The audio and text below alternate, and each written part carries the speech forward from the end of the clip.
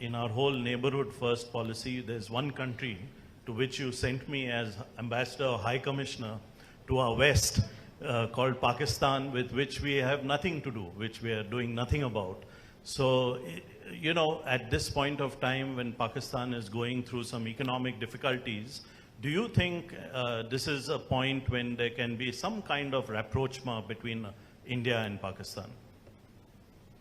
You know, look, obviously it's in nobody's interest that any country, least of all a neighboring country, get into severe economic difficulties.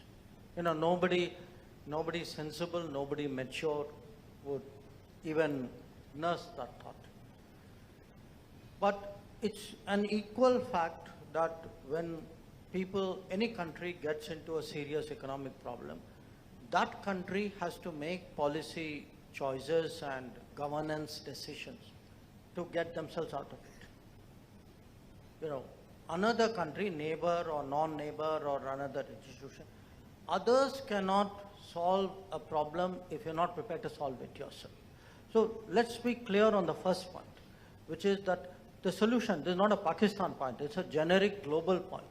Any country in deep economic difficulties has to come out of it through, I mean, what the world can do is to provide options and support systems. But the bottom line has to be done by that country, and often it will require very tough choices.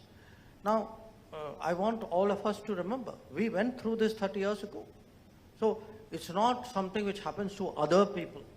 It also happened to us. It happened to us not once. It happened to us maybe not with the same severity at various other points of time in our modern history as well. But having said that, the reality of this particular relationship is that it has a fundamental issue which we cannot and we must not avoid. And that issue is that of terrorism. Because the moment you start doing these walkarounds, that, you know, let's find a joint statement which will which will get us agreed language. You know, let us reach out at this point and see where this goes. That's been the talk of the last 75 years. And look where it got us. So I think we need clarity that, and we mustn't be in denial of what are very fundamental problems in that relationship. And just as, you know, a country has to fix its economic issues, a country has to fix its political issues too. A country has to fix its social issues. You know, I mean, no country is ever going to come out of a difficult situation and become a prosperous power if its basic industry is terrorism. So you know, among the changes which need to be made are also changes pertaining to all of that.